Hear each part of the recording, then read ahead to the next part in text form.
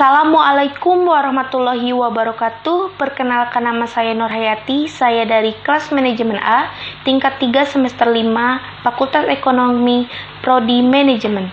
Dalam kesempatan ini, saya akan menjelaskan atau membahas tentang kasus penaksiran fungsi permintaan dan peramalan permintaan dengan metode tidak langsung. Contoh kasus sebagai berikut. Diketahui yang pertama ada data penjualan produk buah pir pada perusahaan M dari tahun 2001 sampai 2008. Harganya mulai dari 8.000 sampai 1.000 dengan jumlah produk yang sudah tertera di tabel sebagai berikut. Yang kedua ada data penjualan produk buah pir pada perusahaan N mulai dari tahun 2001 sampai 2008. Harga buah pir mulai dari 8.500 sampai 1.500 dengan jumlah produk sekian yang ada di tabel berikut. Pertanyaannya, hitung, tunjukkan dan tentukan data runtut waktu dan data seksi silang. Lanjut ke pembahasan. Data runtut waktu dapat ditunjukkan pada tabel data penjualan dari perusahaan M dan perusahaan N. Sedangkan data seksi silang merupakan data gabungan antara data penjualan perusahaan M dan perusahaan N. Contoh mengenai data seksi silang dapat digambarkan sebagai berikutnya. Yang ketiga ini ada data seksi silang penjualan produk pir di pasar. Untuk tahap selanjutnya adalah tahap perhitungan, yaitu ada cara analisis regresi, metodenya analisis korelasi dan koefisien determinasi dari kedua perusahaan tersebut. Yang bagian A ini pertama kita akan memperhitungkan perusahaan M pada penjualan produk pir. Analisis regresi dulu, kita hitung analisis regresinya dulu secara manual. Nah, diketahui ini ada data penjualan produk pir pada perusahaan M. Nah, kita buat dulu data perusahaan M-nya. Kita pisah-pisah dulu N-nya, itu jumlah tahunnya, ada harga, ada jumlah, yaitu bisa disimbolkan dengan huruf Q dan harga bisa disimbolkan dengan huruf P. Pada harga ini simbolnya X, jumlah Y, lalu kita sesuai dengan rumus ya. Nah, kita paparkan dulu data perusahaan M-nya seperti ini. Nah, kita jumlahkan ya. Jumlahkan keseluruhannya di bawah. Nah, setelah itu kita aplikasikan kepada rumus analisis regresi, yaitu B sama dengan N sigma XY kurangi sigma X kali sigma Y dibagi N sigma X kuadrat dikurangi dalam kurung S sigma X pangkat 2. Dan kita aplikasikan jumlah-jumlah ini ke rumus tersebut sebagai berikut. N-nya berapa? Ada 8. Sigma X-nya sekian nih. Ada 18.570.000. Kita kalikan di sini, terus dikurangi. Kita kalikan dulu ya sigma X dan Y-nya. Lalu jumlah dari sigma X, Y dan seterusnya ini aplikasikan kepada rumus tersebut. Kita jumlahkan sampai dengan hasilnya, yaitu B sama dengan min 0,1146785714 dan dibulatkan menjadi min 0,115. Setelah kita mengetahui nilai B, ya kita harus mencari nilai lainnya agar bisa dijumlahkan kepada rumus analisis regresi. Dengan rumus analisis regresi yaitu A sama dengan rata-rata Y dikurangi B dikali rata-rata X. Rata-rata Y itu rumusnya sigma Y dibagi jumlah N, yaitu banyaknya data, dengan perolehan hasilnya yaitu 649,625. Nah, terus rumus dari rata-rata X yaitu sigma X bagi banyaknya data, itu dengan hasil 4.500. Dengan demikian sudah diketahui nilai-nilai berapa, lalu kita aplikasikan kepada rumus dengan hasil sama dengan 1165,67857139 dan bisa dibulatkan menjadi 1166. Maka dapat disimpulkan sebagai berikut. Berdasarkan pada perhitungan di atas, maka dapat diketahui fungsi permintaannya adalah Y sama dengan 1166 dikurangi 0,115X atau Q sama dengan 1166 dikurangi 0,155P. Kita lanjut kepada perhitungan analisis korelasi produk momen dengan rumus RXY sama dengan N sigma XY dikurangi sigma X dikali sigma Y dibagi pangkat kurung N dikali sigma X kuadrat dikurangi sigma X pangkat 2 dikali N kali sigma Y kuadrat dikurangi sigma Y pangkat 2. Dengan keterangan RXY itu yaitu koefisien korelasi, X variabel bebasnya, Y variabel kerikatnya, N banyak data. Diketahui nih ya, sebelum kita perhitungan kita harus mengetahui data perusahaan M sebagai berikut. Nah, kita sudah menjumlah-jumlahkan ya dari data perusahaan M. Kita aplikasikan semua jumlah ini ke dalam aplikasi rumus analisis korelasi produk momen. Tinggal masuk-masukkan aja, lalu kita kali, kurangi jumlah dan bagi. Dan perolehannya diketahui yaitu koefisien korelasinya senilai min 0,96 1452515 dan bisa dibulatkan menjadi negatif 0,962. Maka dapat disimpulkan hasil analisis berikut. Hasil analisis produk momen diperoleh koefisien korelasinya atau RX-nya 0,962, memiliki arti bahwa koefisien korelasi jumlah permintaan dengan harga jual sebesar 0,962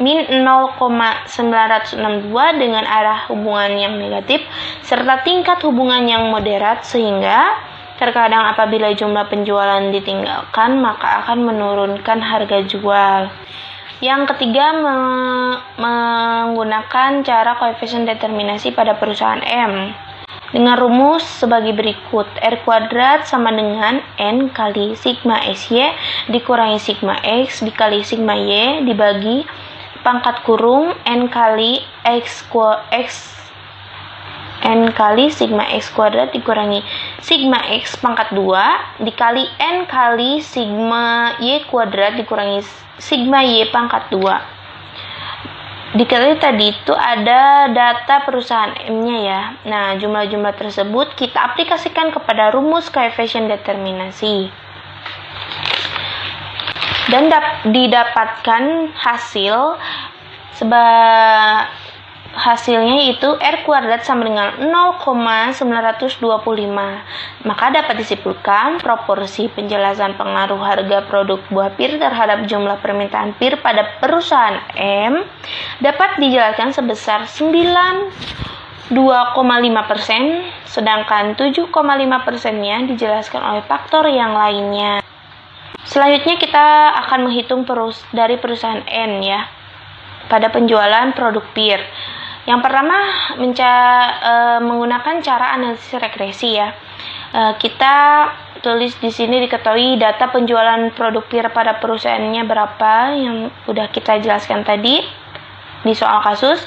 Nah, setelah itu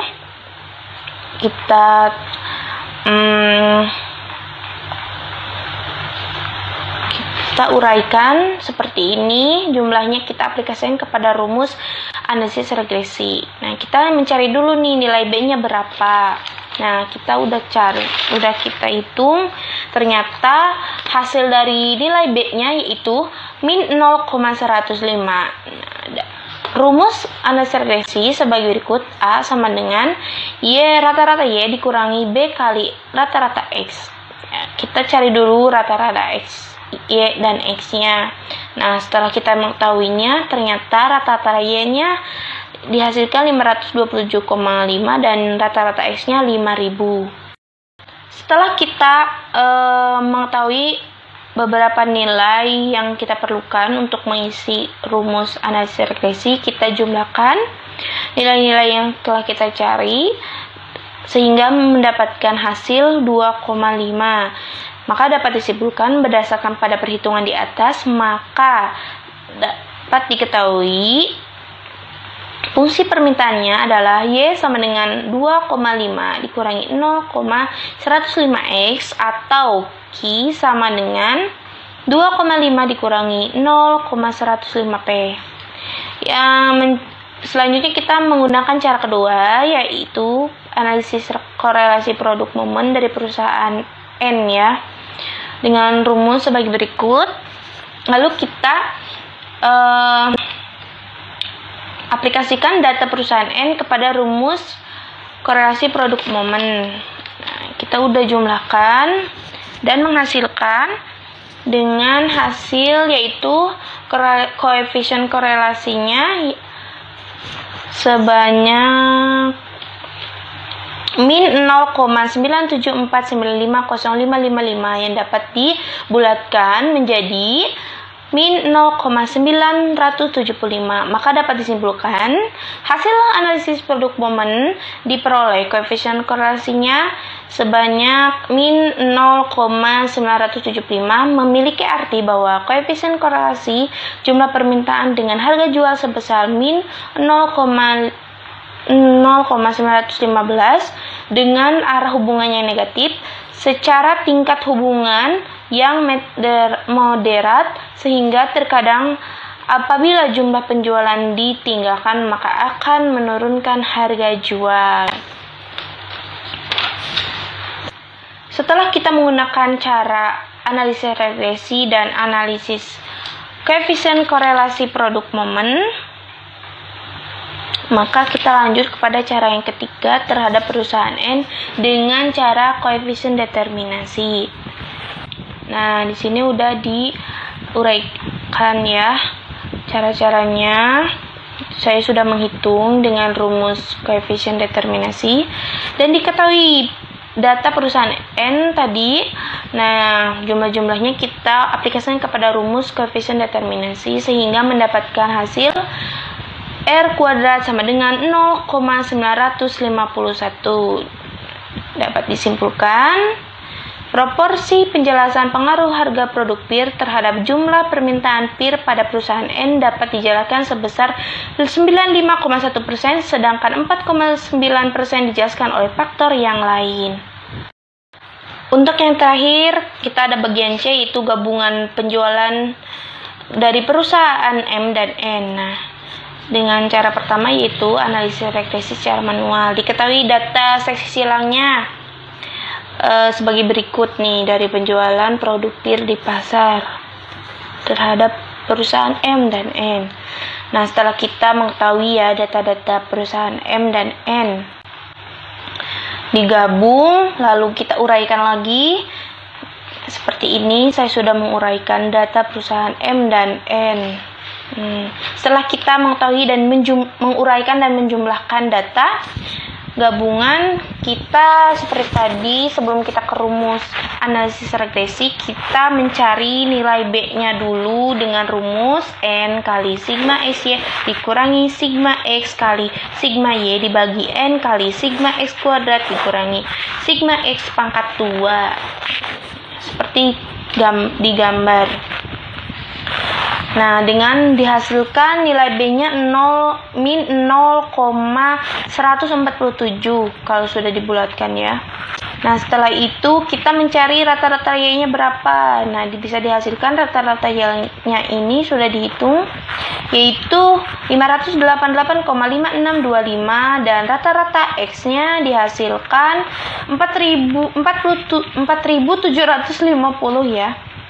Nah, setelah kita mengetahui nilai-nilai yang diperlukan Untuk mengisi rumus, kita aplikasikan ke rumus seperti berikut ini. Dan dapat dihasilkan sebesar 1285.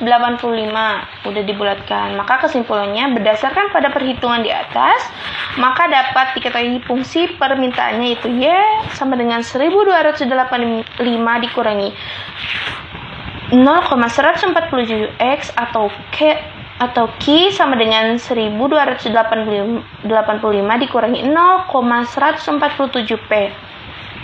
Nah, kita udah nih pakai cara pertama, yaitu analisis regresinya. Maka kita lanjut kepada cara kedua terhadap produk momen perusahaan M dan N menggunakan cara analisis korelasi produk momen. Dengan rumus sebagai berikut. Ini ada uraian perhitungannya di sini dan dihasilkan ternyata hasil dari korelasi produk momen gabungan perusahaan M dan N yaitu negatif 1,121. Udah di pembulatannya udah dibulatkan ya. Di sini udah saya uraikan pengaplikasian pada rumus korelasi produk momennya terhadap gabungan perusahaan M dan N. Dapat dihasilkan yaitu korelasinya sebesar min 1,120610301 dan dapat dibulatkan senilai min 1,121. Maka simpulkan jadi hasil analisis produk momen diperoleh koefisien korelasinya sebesar min 1,121 memiliki arti bahwa koefisien korelasi jumlah permintaan dengan harga jual sebesar min 1,121 dengan arah hubungan yang negatif serta tingkat hubungan yang moderat, sehingga apabila penjumlah penjualan ditinggalkan maka akan menurun harga jualnya. Setelah kita menggunakan cara analisis korelasi produk momen, kita lanjut ke cara yang ketiga, perhitungannya terhadap gabungan perusahaan M dan N menggunakan cara koefisien determinasi. Diketahui data perusahaan M dan N yang sudah kita tampilkan sebelumnya. Nah, kita bahas dengan menggunakan rumus koefisien determinasi. Kita aplikasikan jumlah datanya ke rumusnya. Dengan rumus R kuadrat sama dengan N kali sigma XY dikurangi sigma X kali sigma Y dibagi pangkat kurung N kali X sigma X kuadrat dikurangi sigma X pangkat 2 dikali N kali sigma Y kuadrat dikurangi sigma Y pangkat 2. Dan dapat dihasilkan sebesar R kuadrat sama dengan 1,25582429425 atau dapat dibulatkan menjadi R kuadrat sama dengan 1,256. Sehingga kesimpulannya proporsi penjelasan pengaruh harga produk pir terhadap jumlah permintaan buah pir pada perusahaan M dan perusahaan N dapat dijelaskan sebesar 1,256%. Cukup sekian pembahasan dari saya, mohon maaf atas kekurangannya dan terima kasih atas perhatiannya. Wassalamualaikum warahmatullahi wabarakatuh.